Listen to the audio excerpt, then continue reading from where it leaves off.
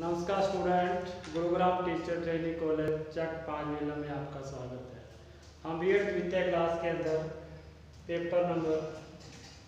4 है, उसके अंदर क्रिएटिंग एंड इंक्लूसिव स्कूल के बारे में अध्ययन कर रहे हैं। इसके अंदर हमने समावेशी शिक्षा का, इंक्लूसिव एजुकेशन का अध्ययन किया, जिसके अंदर हमने मीनिंग, कॉन्सेप्ट और उसके प्रिंसिपल, उसके जो उद्देश्य हैं उनके बारे में देखा। आगे हम उसके मॉडल्स के बारे में अध्ययन कर रहे थे, तो हमने मुख्य जो 4 मॉडल है उसके बारे में अध्ययन कर लिया था, जो डिसेबिलिटी के आधार पर थे। उसके आधार पर आगे हमने लास्ट वीडियो के अंदर 2 मॉडल जो प्रतिमान है उसका अध्ययन किया, जिसके अंदर हमने विद्यालय स्तर पर जिसका उपयोग होता है टीम टीचिंग मॉडल, और दूसरा था अपना फुल इंक्लूजन मॉडल, जिसके अंदर पूर्ण समावेशन मॉडल था, जिसको हम पुश-इन मॉडल कहते हैं। तो उसके आगे हम जो 7 नंबर मॉडल है संसाधन प्रतिमान, रिसोर्स मॉडल है, उसके बारे में आज हम अध्ययन करेंगे। तो रिसोर्स प्रतिमान के अनुसार अक्षम बच्चों को सामान्य बच्चों से अलग शिक्षा दी जाती है, अर्थात अक्षम बच्चों को कक्षा से बाहर एक रिसोर्स रूम में शिक्षा दी जाती है, संसाधन कक्ष के अंदर क्या है शिक्षा दी जाती है, जिसके अंदर वो बच्चे सामान्य कक्षा से बाहर रहकर शिक्षा ग्रहण करते हैं। तो इसके अंदर वहाँ पर जो रिसोर्स रूम है उसके अंदर विशेष परिस्थितियाँ होती हैं, विशेष टीचर होते हैं और उस विशेष प्रकार के उपकरण होते हैं जो कि अक्षम बच्चों की शिक्षा के लिए सहायक होते हैं। अब एक बात अपने दिमाग में आती है कि हमने जो लास्ट वीडियो में जो प्रतिमान किया था फुल इंक्लूजन मॉडल, उसके अंदर तो हमने कहा था कि किसी भी रिलेशन के अंदर हमें बच्चों को विद्यालय उस कक्षा से बाहर नहीं लेके जाना, अक्षम बच्चों को जो भी विशेष आवश्यकताएं हैं उसी ही कक्षा के अंदर पूरी करनी है। तो उसके अंदर सामान्य बच्चों को शिक्षा ग्रहण करवाना है, लेकिन इसके अंदर क्या है, हम बच्चों को कक्षा से बाहर लेके जा रहे हैं। तो इसके अंदर हम कह सकते हैं कि उस मॉडल से ये अपोजिट है। तो अपोजिट नहीं है, अपोजिट इसलिए नहीं है क्योंकि इसके अंदर बच्चों को विशेष परिस्थितियों के अंदर ही जो परिस्थितियाँ कक्षा में प्राप्त नहीं की जा सकती, जहाँ प्रोवाइड नहीं करवाई जा सकती, उन कंडीशन के अंदर ही उनको रिसोर्स रूम के अंदर लेके जाया जाता है। उसके अंदर विशेष उपकरण है, विशेष टीचर है, विशेष प्रशिक्षित टीचर हैं जो कि उनको अपने अवसर उपलब्ध करवाते हैं, शिक्षा ग्रहण करवाते हैं और विशेष उपकरण, विशेष सुविधाएं देते हैं, जैसे कि वो बच्चा अपने को सुविधापूर्ण समझता है और उनकी जो आवश्यकता होती है वो पूरी होती है। ऐसी जो वस्तुएं हैं जो सामान्य कक्षा में नहीं लेके जा सकती, नहीं प्रोवाइड करवाई जा सकती, तो वो संसाधन कक्ष के अंदर उपलब्ध करवाई जाती हैं। इसके अंदर क्या है, बच्चे को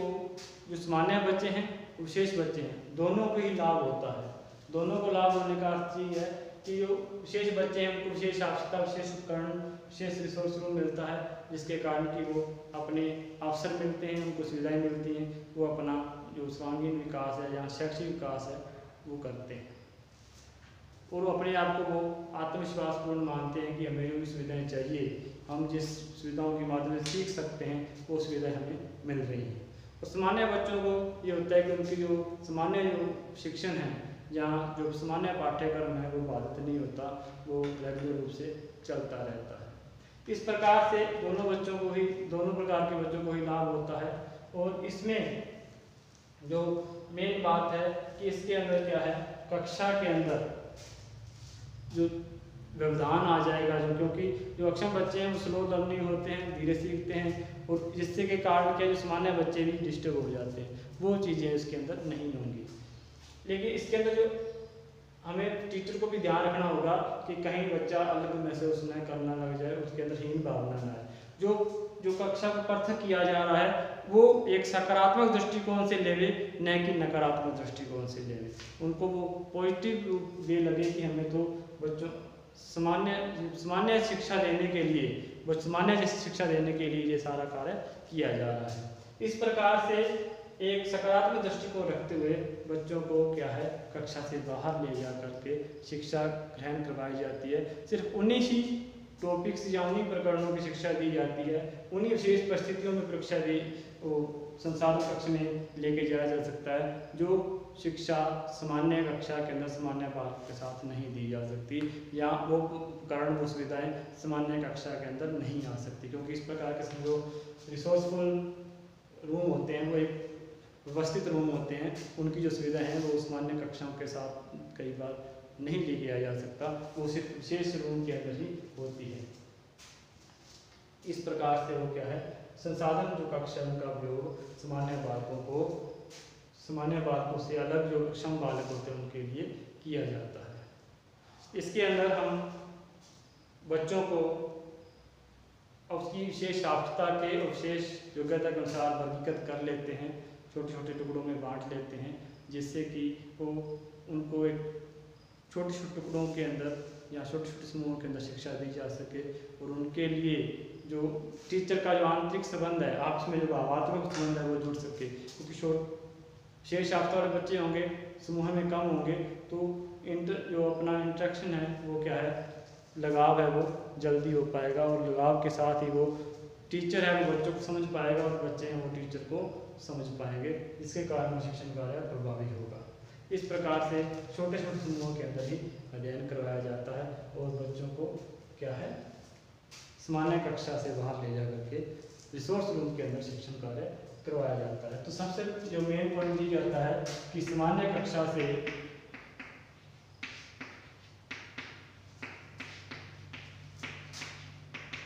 बाहर ले जाकर शिक्षण करवाना।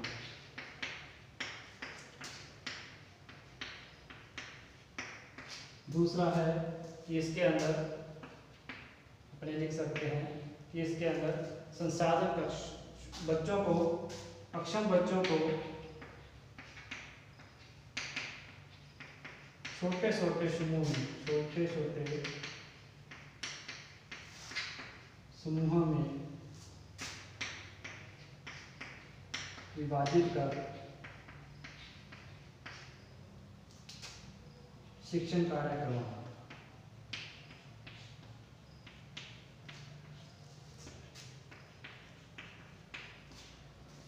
और इसके आगे बात आता है कि इसके अंदर हम बच्चों को जो रिसोर्स रूम में लेके जाते हैं, संसाधन रूम के अंदर लेके जाते हैं, उसके अंदर जो मेन जो कक्षाएं होती हैं अधिकतर प्रयास किया जाता है कि वो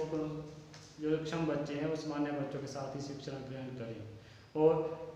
इस विशेष परिस्थितियों के अंदर ही वो कक्षा से बाहर जाएं। तो इसके अंदर वो क्या है एक इसमें प्रकार 40% से अधिक जो कक्षाएं हैं वो सामान्य कक्षाओं से अलग नहीं हो सकती, यानी कि 40% कक्षाएं ही क्या है संसाधन कक्ष के अंदर लगाई जा सकती हैं, उनको स्पेशल शिक्षा दी जा सकती है, और 60% जो कक्षाएं हैं वो सामान्य बच्चों के साथ लगेगी। 60% कक्षाएं हैं वो सामान्य कक्षा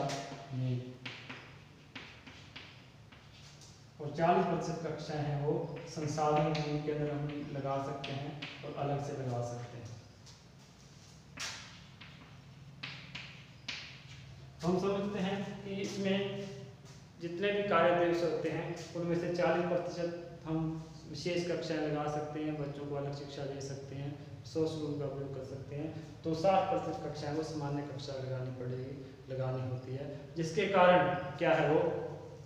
अधिकतर जो समय है वो सामान्य बालकों के साथ रहता है, वहाँ पर सामाजिक जो जीवन है उसके बारे में सीखता है। इस प्रकार से हम अधिकतर जो देखते हैं कि इसके अंदर अधिकतर जो कक्षाएं वो सामान्य ही कक्षाओं में ही लगती है, लेकिन विशेष परिस्थितियों में क्या है वो संसाधन कक्ष का उपयोग किया जाता है। इसके अंदर एक अलगाव की स्थिति नहीं आती, पृथक की स्थिति नहीं आती, बल्कि ये सुविधा बच्चों के विकास के लिए ही काम आती है, उनको साधन उपलब्ध करवाने के ही काम आती है। तो ये मॉडल भी एक समग्र शिक्षा को बढ़ावा देने के लिए प्रयासरत है और इसी का उपयोग इसके अंदर किया जाता है।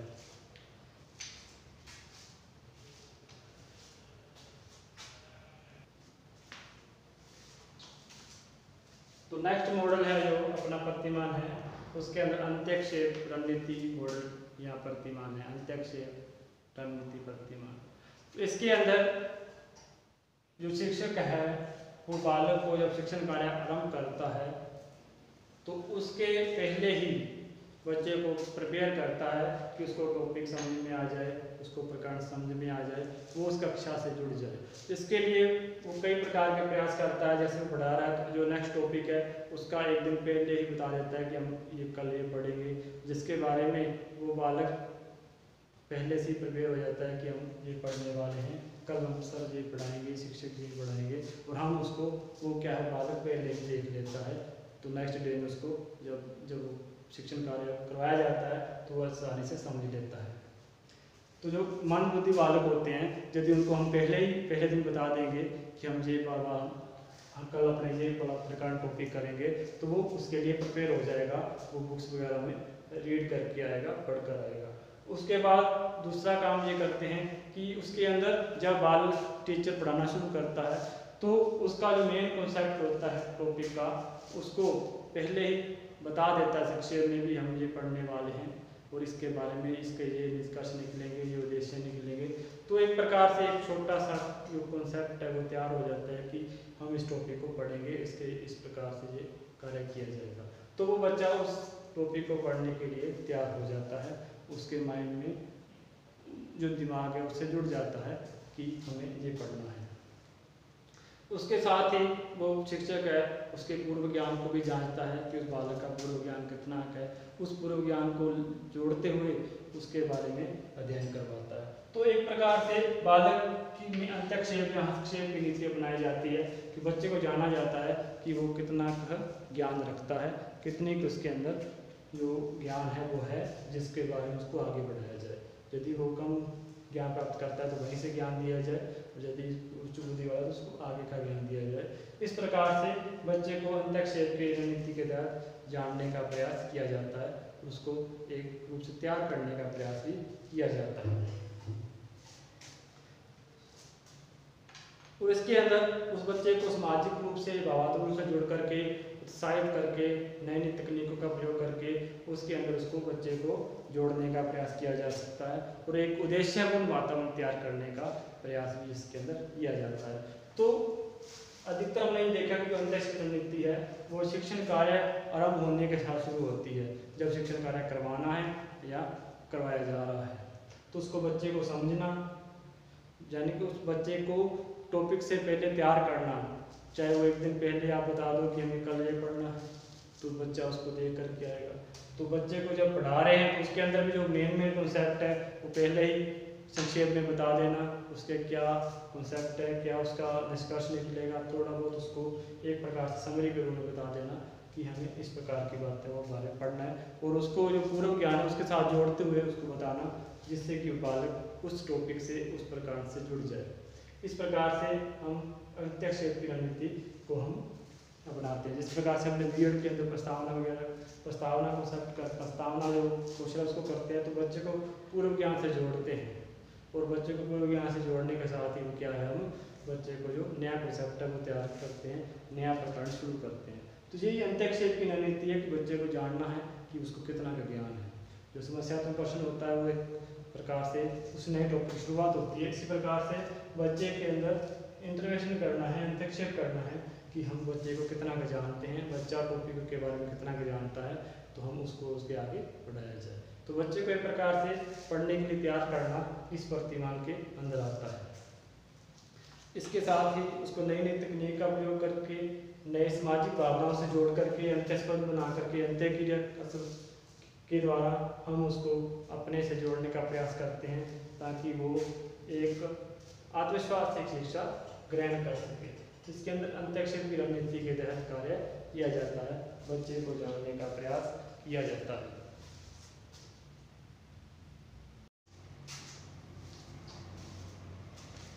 तो हमने अंतक्षेप रणनीति प्रतिमान के बारे में अध्ययन किया,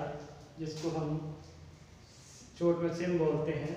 तो स्टैटिक इंटरवेंशन मॉडल। इसके बारे में हमने, इसके आगे हमें सामाजिक मुख्यधारा प्रतिमान सोशल मेनस्ट्रीमिंग मॉडल है। तो इस मॉडल के तहत बच्चों को समाज के विकास के लिए प्रेरित किया जाता है ताकि बच्चे का अधिक से अधिक समाजी विकास हो। समाजी विकास कैसे होगा कि बच्चे जो सामान्य बच्चे हैं, सक्षम बच्चे हैं, आपस में मिलजुल करके रहें। सामान्य जो बच्चे हैं या उच्च बुद्धिवादी बड़े बच्चे हैं वो अक्षम बच्चों की मदद करें, उसके शिक्षण कार्य में मदद करें, उसके जो शिक्षण के अंदर कोई भी प्रॉब्लम आ रही है उसके अंदर मदद करें, उसके लिए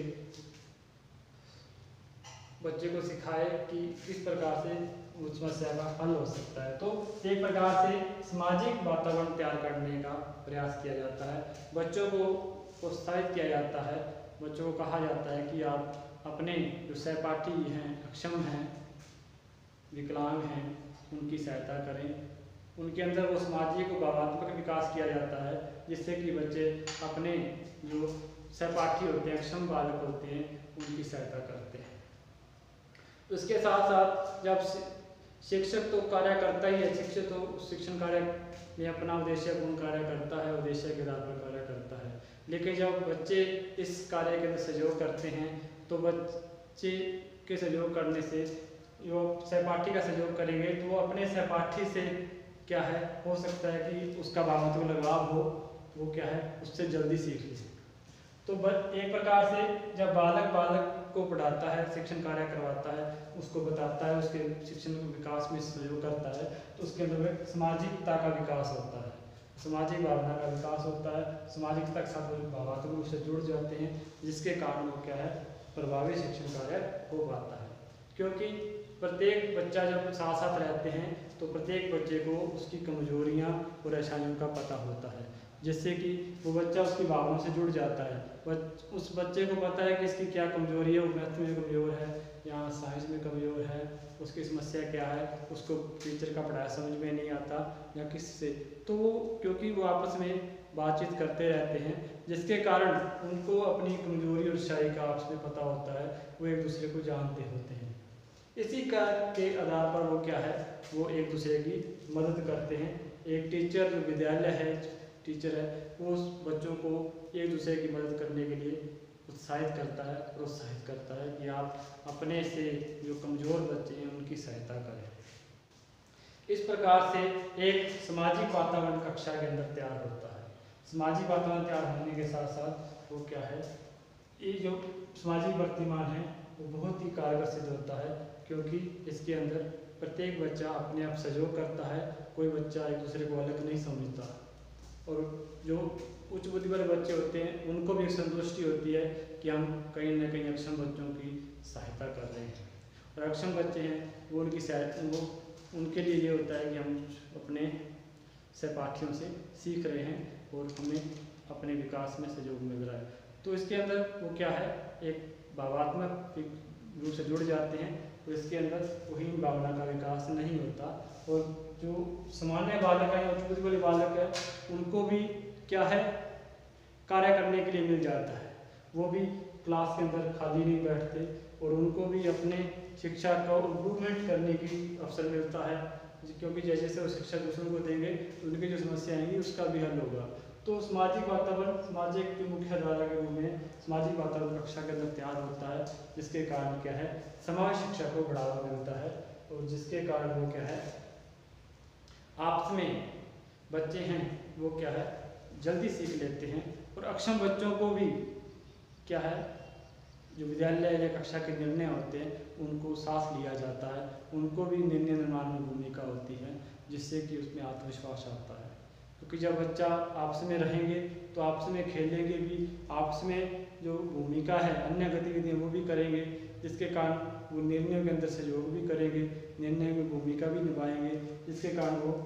एक सामाजिकता की मुख्य धारा में आ जाएंगे, सामाजिकता की मुख्य धारा से अलग नहीं महसूस करेंगे। इसके कारण समाज शिक्षा को बढ़ावा मिलता है। तो ये जो कक्षा के अंदर हमने प्रतिमान देखे थे 5, क्योंकि 4 प्रतिमान तो मेन थे क्षमता के आधार पर थे और 5 जो प्रतिमान हैं वो है टीम शिक्षण मॉडल है जो समूह दल शिक्षण है, दूसरा है पूर्ण समावेशन है, संसाधन प्रतिमान है, अध्यक्ष रणनीति प्रतिमान है, सामाजिक मुख्यधारा प्रतिमान है। तो ये जो प्रतिमान है मॉडल है वो समग्र विद्यालय निर्माण के अंदर सहयोग करते हैं, समग्र शिक्षा को बढ़ावा देते हैं। इस प्रकार से हमने जो 9 प्रतिमान किए हैं वो समग्र शिक्षा को बढ़ावा देते हैं। इसके साथ ही आज समावेशी शिक्षा भी प्रतिमान है वो टॉपिक पूरा होता है। कल हम उस नया टॉपिक के साथ नए प्रकरण के साथ अध्ययन करेंगे या प्रस्तुत आएंगे। और इसके साथ ही आज के लिए धन्यवाद।